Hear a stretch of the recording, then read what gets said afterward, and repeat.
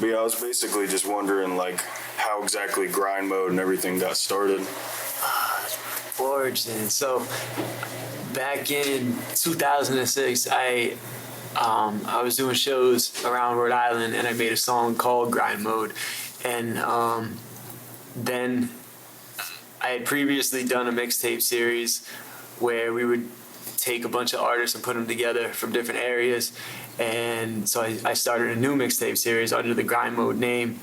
And we took about 10 artists from Mass, Rhode Island, Connecticut, New Jersey, and everyone put 2 songs in. So we had like a 22 track mixtape. And then we bought a couple thousand copies of it, and everyone took a few hundred to their neighborhoods and their states. And we did three mixtapes like that. So we had like the cross promotion networking. And then like mixtapes started to die, and everything transitioned into video. So I thought of a way to translate what we were doing with the cross promotion of the mixtapes and put that into the ciphers. So we shot the first cipher with 7 artists from Mass and Rhode Island, and yeah, that was That's crazy, transition man. into. And about what year was all the CD stuff happening? The CD was 2006 to like 2009, where we did three mixtapes, one each year there, and then it was I was working on some album stuff, and then in 2011 is when we made the switch over to the ciphers, the videos. That's crazy. Yeah, I remember seeing the old school ones with like the selective colors. Yeah. Stuff. And Yeah, everybody like blue or red. It was pretty cool. The story behind that was one of my, like, Rakim's like my favorite MC of all time. And there was this Joel Santana video where he's sitting in a classroom with Rakim, and the selective color was just it was all black and white with red, and I was like, I like that. We're gonna figure a way to do that. And then when it came time to do the cipher, yeah, that's tight. We started rocking with that. That's definitely awesome. I love the consistency with it. Like, the amount of time and just the professionalism is ridiculous. Nice. Like, yeah. Yesterday, shooting through 4 different ciphers just real quick like that. Like, yeah, we've gotten down worked out the analytics to keep it down. Yeah. See, and the beauty of it is that, like, you're doing that with people you're not close with and you work with all the time. It's just kind of, you get some new guys involved and just tell them what to do, and everybody seems to catch on with each other, and it works out pretty nice. Because the first time I did it, I was wondering exactly how you guys managed to do that, especially filming 5-6 ciphers every time you go somewhere. Seeing the process was pretty nice. It was inspiring. Yeah, the 5 or 6 is like a good, that's like the ideal sweet spot. We've done some events where we shot 10, and it gets hectic. Oh yeah, I believe it. People running off and showing up late. Oh yeah, people showing up late, that's terrible. And it's usually the people who live closest that are the latest.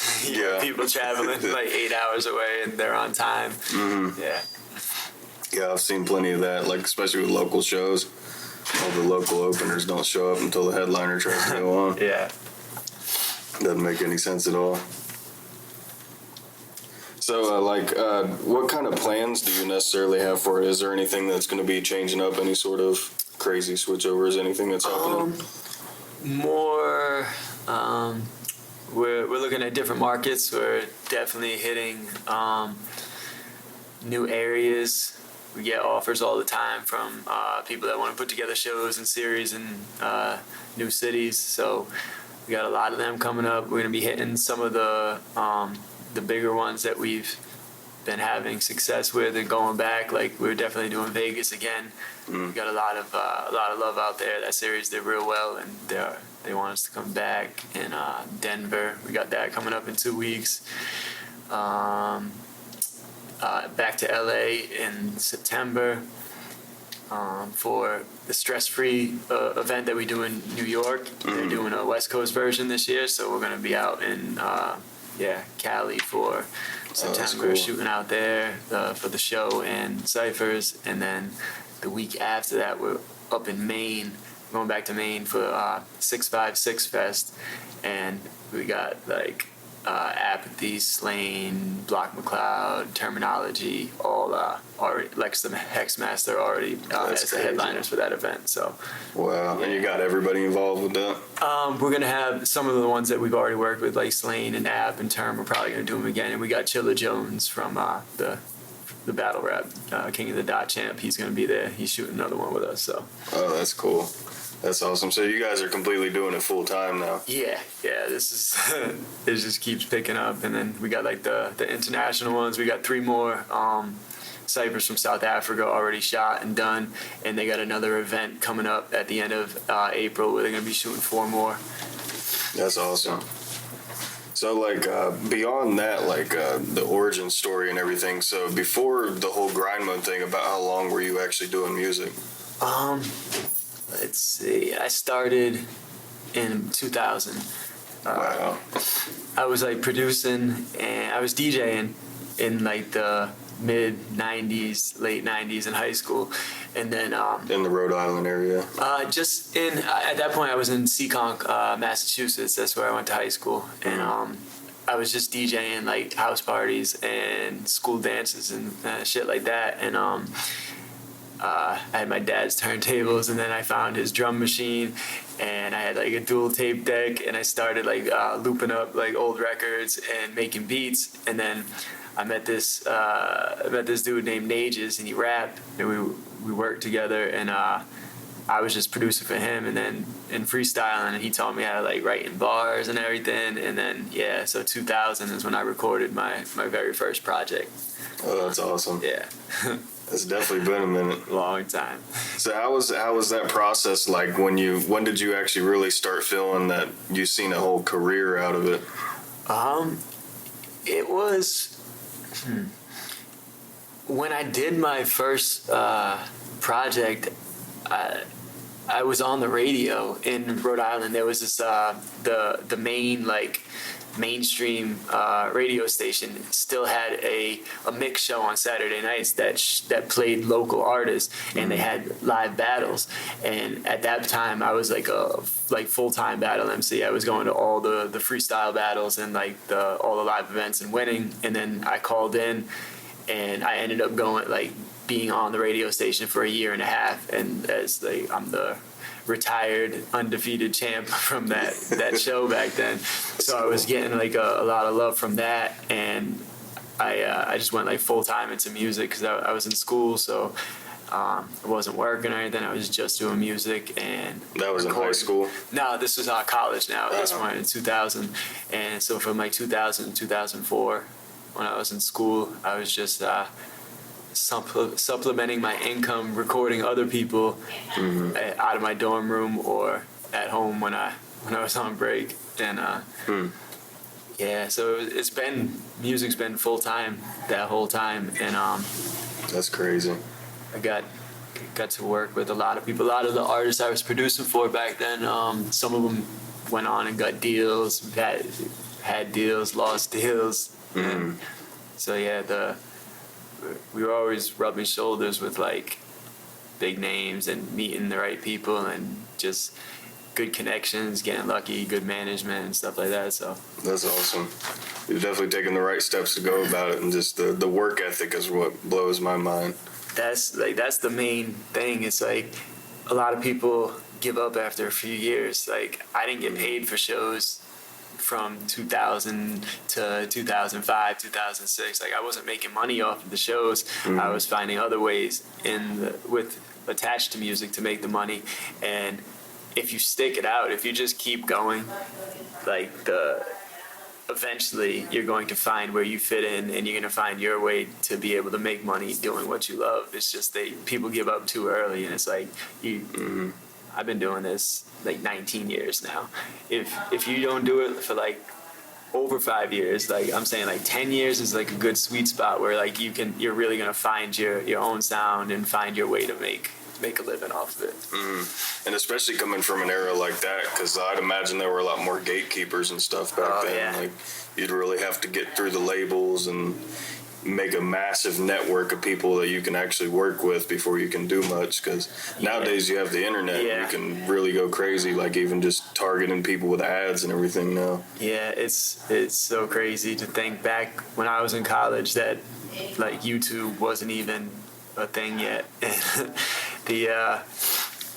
You couldn't just throw your music up there and have a million people hear it, and you actually had to go and pass out flyers in the city, and it's not cost effective. It's a lot of hard work. I'm really grateful to be alive in the period that we are now, because I didn't really get started until like 2008, so it was kind of like the sweet spot when MySpace was popping up, and so coming from that era, I'm sure there was a lot of hard work involved. Like, I couldn't imagine having to deal with that, because even doing like flyers and stuff when I did, like, it was a lot of hard work. Walking around town for 12 hours a day with your buddies, just stapling up on poles and watching them get ripped down. Exactly. It was such a waste of money having thousands and thousands of flyers and to go out with the street team and put up posters at like 2 a.m. so that the cops weren't fucking with you and shit. That's how it goes. That's how I got my start on a street team out in Providence. Like, there's this company called Basement Flavor, and they would host open mics, and so I linked up with like the guy running it, and he taught me a lot of the like marketing and the other side of the business, and it was a good learning experience. Learned how to put on shows, and Oh, that's awesome. It's definitely pretty crazy. So like, one thing I've kind of been noticing recently, a lot of the guys that are coming up, they go about 2 or 3 years into it, and then they think they have to quit their job and everything and do music full time, and then I've seen a lot of people where they throw shows and stuff and they get pretty good at it, but it gets to the point where you're just living check to check, just working just for music, and it just kind of gets stagnant.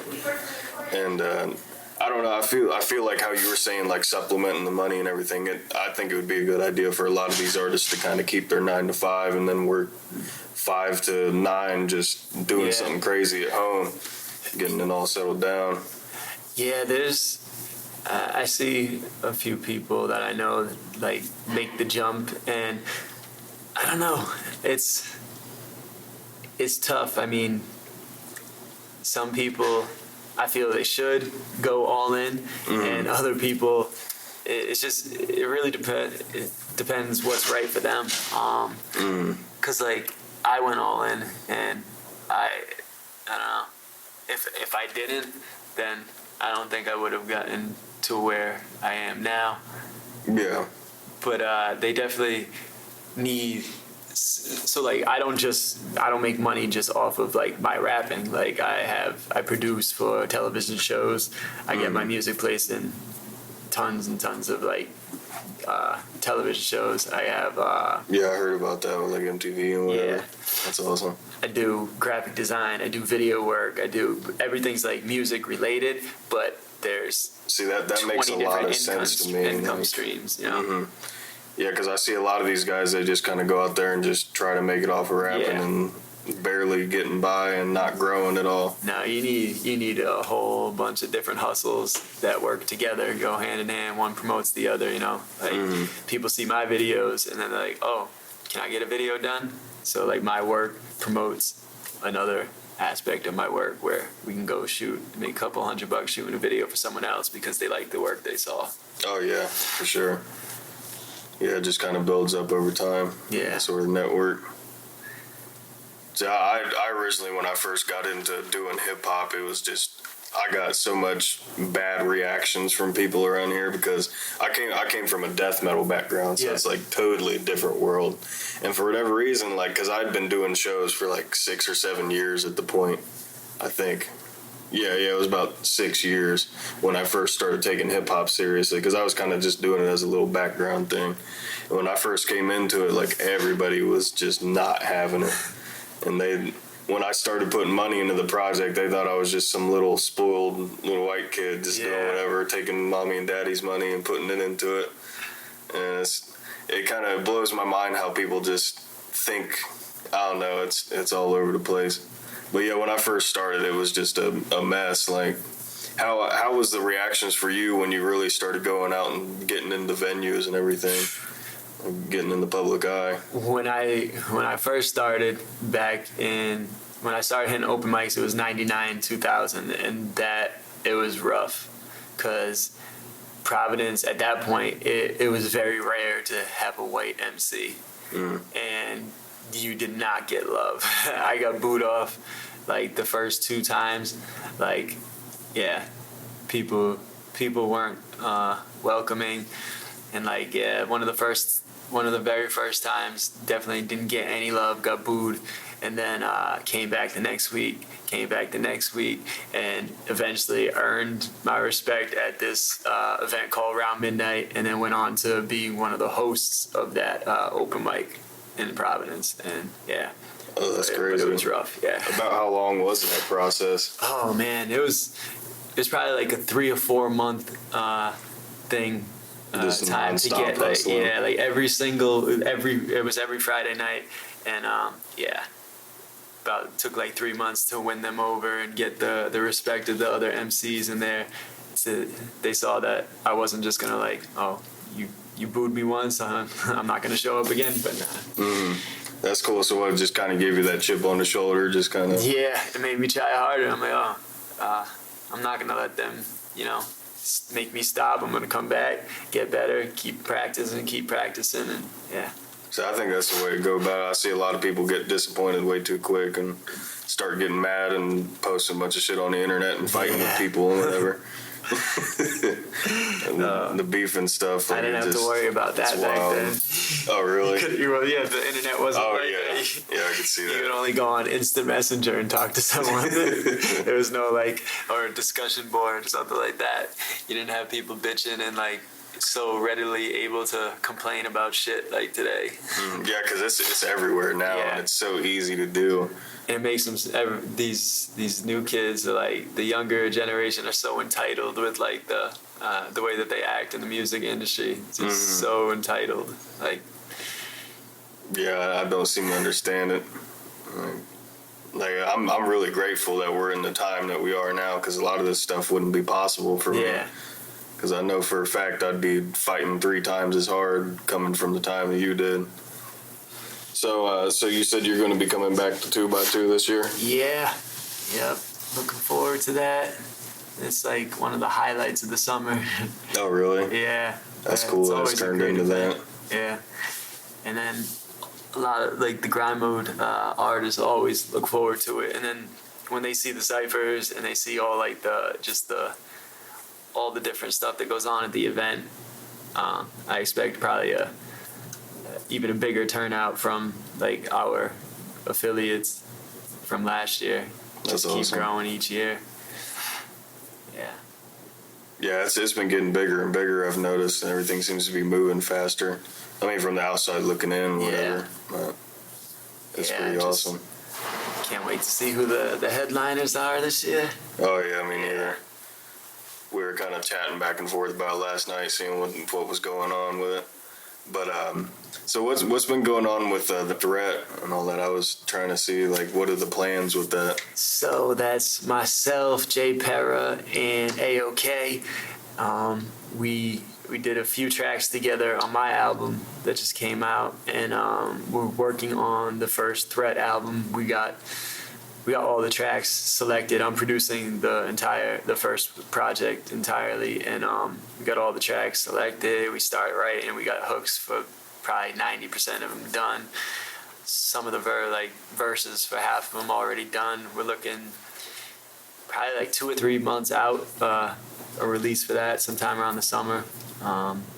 That's crazy. Shooting videos for that. So yeah, we already had one of the tracks that we got done already. We'll be shooting a video out in Denver for it in 2 weeks. So yeah, we're definitely full on into that already. Have ideas for the first project, and then the idea behind it is that we're going to pick one producer and have them produce the entire project. So we're gonna do this EP album would probably be around 10 tracks, and then next project in about 6 to 8 months do another one with another producer.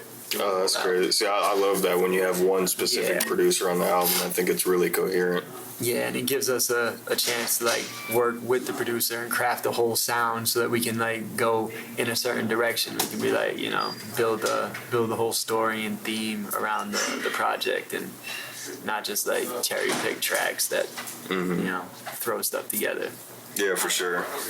And with it just being the three of you, so like on every song, are each of you on each one, or is it just kind of? Yeah, we're doing. No, we're not doing any solos. It's all group, all together, collaborating on that, and yeah, it's been fun playing off each other. Those guys, like my brothers, we travel together all the time. They couldn't come this weekend, but yeah, we're together like.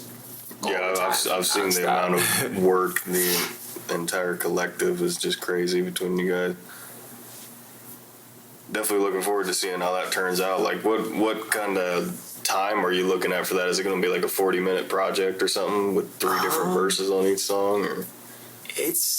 I think it'll end up being about 60 to 80 minutes, somewhere in there. Because we were going to do EP first, and then we started picking beats and started writing, and it was like it's going faster than we thought. So I think we're at like 10 tracks already now. So it'll probably end up being, I'm sure by the time we're done, it'll end up being like 12, because we want to do like 2 features to show some love to the other affiliates, have more of our fam on there, and we do have a couple of bigger name features just sitting in the vault waiting. So. Oh, that's awesome. That's always a good thing, just kind of have them ready. Yeah. So when it came to like actually getting features and everything, like back then, when was about the time that you started including larger artists into grind mode? That all came, the figuring out how to do that came from me and Massacre. We had done a lot of shows together, so it was before grind mode started, or it was right around the time of the first Cypher. Me and Massacre did a song with Royce, and we booked a few shows for Slaughterhouse up in Rhode Island, and their manager got us on the show down at SOB's in New York, and we linked up with Royce and did a collab. And then after one of those shows, Crooked, I came to the studio and we did another song. So when we started doing the Cyphers, I was like, how can we use these connections that we've made to, you know, incorporate that in? And the first, I was working with a lot of battle rap leagues, and I met Charlie Clips, and we did 2 songs together for like projects that I haven't even released yet. And while we were doing that, we talked about getting him on one of the Cyphers. So he was like the first feature that we did. And from there, I started watching for like tour schedules and seeing anytime I saw someone coming into Rhode Island or Boston, I was like, let's see. I'll reach out to him, start sending emails, and be like, would you be interested to do this? We hooked Cut Calhoun that way. And then, yeah, since then, it's just networking and finding when our paths are going to cross, and so we can make it work. Because there's a lot of big names on it now. Like, every time I go on YouTube, I'm seeing another one I didn't even hear about. And it's great now that, like, once it's like they gain their own traction, because now it's like, so when Terminology did it, Term was like, oh, I saw the one Ace did, and they're cool. So he's like, I'm definitely down for it. And then we got in touch with Slane, and Slane's like, yeah, I saw Term on it. He's like, I'm down. And then awesome. Like me and App, I've known Apathy since like 2000, like way back then. We used to do shows back in Providence, and that has to be crazy. Yeah, to get to finally get to do one with him, it's like me and him go way back. But yeah, it's dope because it's like we're definitely making a name and getting a buzz, because these big indie artists, these underground heads actually have seen the other ones, you know, and are down to do it because they've seen the other ones and how well they're doing, and they like the music, you know. it's not just a check to them. Oh yeah, that's awesome. Because they're putting their name on it, they're promoting it, they're pushing it. So it's definitely crazy how it all works out. So like with actually getting a new fan base and everything, so is everything organic at the moment? Like just kind of everybody sharing their verses and whatever? Yeah, we do a lot of promotion now, a lot of like paid promotion, because it's the only way to beat the algorithms on there's Facebook a lot to it now. and YouTube and everything. You gotta spend money to be able to get in front of the new eyes and ears. But it's going great. The growth has been crazy. Like, we went from doing like 2,000 views in a 2-week time to doing 10,000 views in a week on like basically every video now, and getting we've been doing over 500,000 views in a month now on the channel. And that's crazy. Yeah. What is the YouTube count up at now? Like 4 or 5? 9.3 million right now. Oh my god. We're gonna be hitting 10 in the next like month and a half. We're gonna cross the 10 million. That's wild.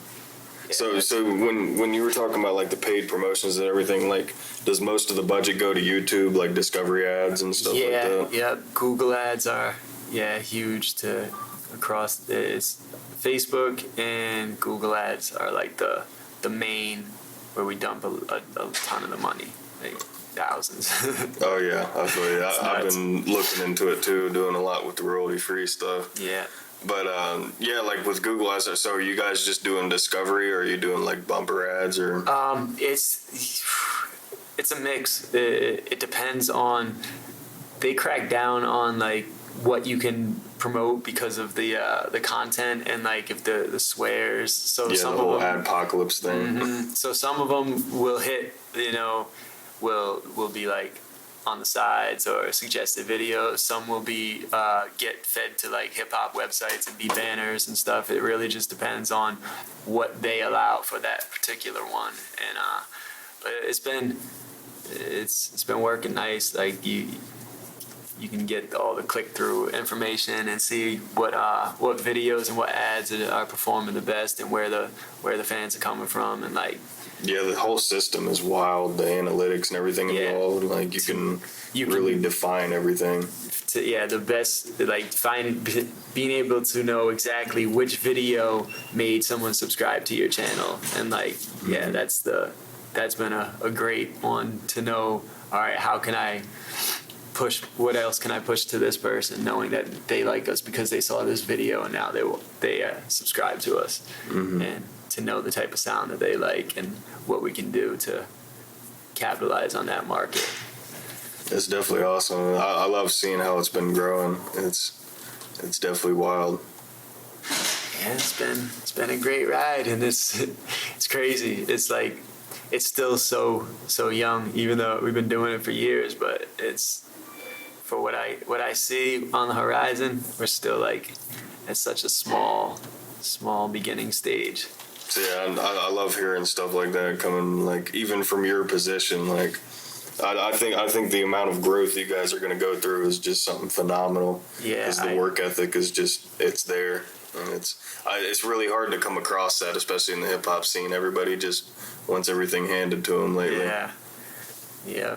I feel like if we just keep pushing the way we are, we're gonna hit a tipping point where the growth will be even more like exponential, and you're just gonna it's gonna like finally shine the light that really is like deserving on these artists, where we can get 100,000 on a video that doesn't have any big name, just like a bunch of up and comers, and like they're dope, so they deserve to be able to 100,000 people watching them, you know? Mm-hmm. Yeah, and that's wild, like having just some smaller guys involved. It's definitely crazy. So is there any like last points or anything you'd want to touch on? Anything you want to plug? New album. Chance of a Lifetime. Album? Yeah, my solo album, Chance of a Lifetime, just came out a month ago. Tomorrow. Yeah, it came out March 1st, so check that out. You can stream it anywhere. We got 3 videos from it already out. The 4th one dropping in about a week. Yeah. So. That's awesome. I'll definitely be looking into it too because I completely forgot about it. I got a copy for you right here, hard copy. Oh, for real? Yeah. Oh, I really appreciate that, man. You can check it out. Oh, that's awesome. Yeah. Yeah, I remember seeing the artwork for it. That's clean.